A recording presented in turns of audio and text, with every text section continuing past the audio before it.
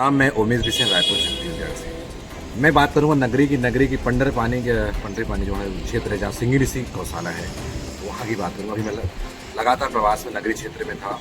उसको वजह से तस्करी भी लगातार हो रही है।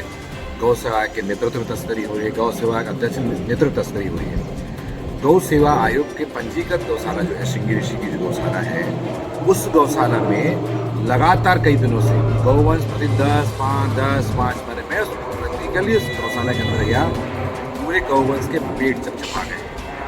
आयोग का पैसा जा रहा है, बकाया कमीशन काट के जो दे रहे हैं वो दे रहे हैं। वहाँ पे आयोग का अध्यक्ष बराबर कमीशन ले रहे हैं। और वहाँ की जो संचालन कमेटी 15 साल से नया कमेटी बना रही है, उस संचालन इतनी भ्रष्ट है कि गौवंश की हत्या पे भी मौन है, चुपचाप है। जब वहाँ गया, वहाँ देखा जब तो खैर स्वाभाविक पानी आया तो चारा नहीं था।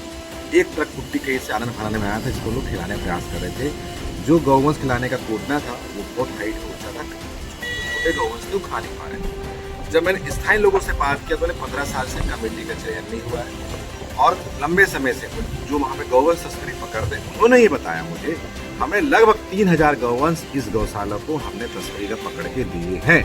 मैं शंकर साहब गौ सेवक।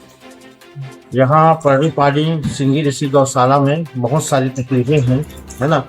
जो देसी नस्ल के गायें हैं, उनको ढंग से चारा पाना की व्यवस्था नहीं है और उनकी डॉक्टर लोग भी देखभाल नहीं करते। वेटनरी विभाग पूरा सोया हुआ है ना।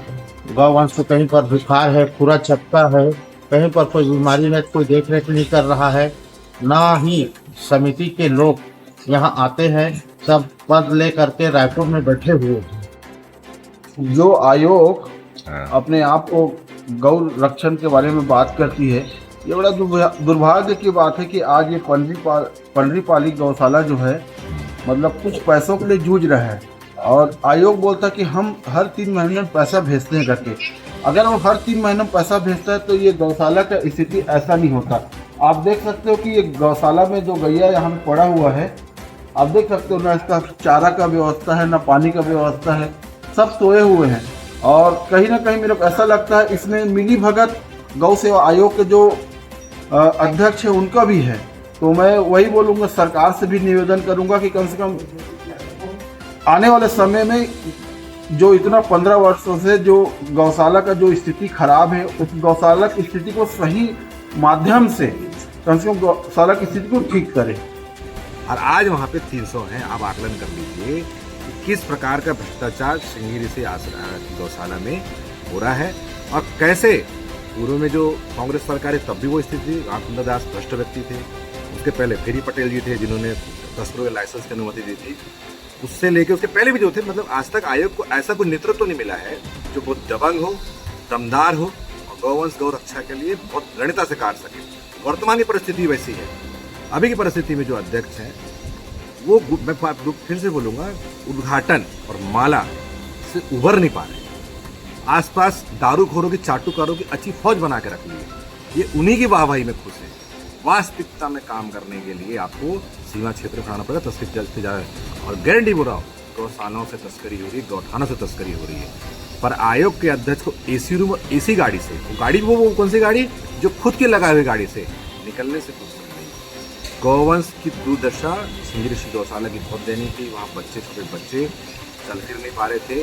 प्रतिदिन औसतन कई गौवंश, क्योंकि लगातार वहाँ जैसे अंतिम संस्कार हो जा रहा है तो गौवंश दिखाई नहीं पड़ता। अगर धोखे से वो गौवंश को किसी किनारे फेंक दिया जाता, आज वहाँ पे सैकड़ों गौवंश की अस्थियां दिखती और बड़ा बवाल मच जाता। मेरा आग्रह है प्रशासन से, खासकर गौ सेवा आयोग और तो मंत्री तो फिर हम डमी मान के चलते हैं, आयोग सब कि थोड़ा चिंतन करे और वहाँ की पहले कमेटी चेंज, भ्रष्ट कमेटी चेंज करे। क्योंकि उनके जो संचालक और रायपुर में रहते, कैसे गौशाला चलाएंगे? जो वहाँ गोबर नहीं उठा रहे, कैसे वहाँ पे तो दूसरे निजी संस्था वाले जाके अपने स्वयं से उनके काम कर रहे हैं।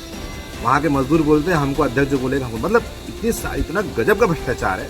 23-24 लाख रुपए जा रहे हैं। हालांकि 200 गौवंश के लिए वो भी कम है, पर व्यापारी वर्ग से कलेक्शन तो किया जा सकता है। पर उस तरह की कोई नीति नहीं है, कुछ नहीं है। सिर्फ गौ हत्या उस गौशाला के अंदर ही हो रही है। इससे पूरे वीडियो डले हुए संक्षिप्त में जो बना के लाया था मैंने, वहाँ की व्यवस्था के बारे में लिखा। ये वास्तविकता कुछ लोगों के बयान है मेरे साथ में, जिन लोगों ने वहाँ की पीड़ा को रखा है। वहाँ पे एक मादक शक्ति मिली, हालांकि वो सामने नहीं आई, तो उन्होंने बताया कि जो संचालन कमेटी है लंबे समय से निकली नहीं, अब इतना भर्राशाही है कि जो गौवंश का जो पैसा आता है आयोग से उसको निजी कार्यों में खर्च किया जाता है। निजी तो फिर जब निजी कार्यों में जब आयोग का जो पैसा है, जो सरकार पैसा है जब खर्च हो रहा है, जबकि वो 28 से 35 रुपये मिलता है, उस पैसे को भी खाने में वहाँ की कमेटी कोई वो नहीं करती, मतलब कोई शर्म नहीं करती। और आयोग का अध्यक्ष इसलिए नहीं बोल पाते क्योंकि महीने का जो उनका महीने कमीशन है, उनके चाटुकारों कमीशन है, बराबर शराब पीने के लिए, घूमने फिरने के लिए मिल जा रहा है। ये क्यों? एक कैसे गौ से वो समझ नहीं आता कि इतना पूरे प्रदेश के अंदर गौवंश दुर्सा है और इनको अभी माला उद्घाटन से इसी के साथ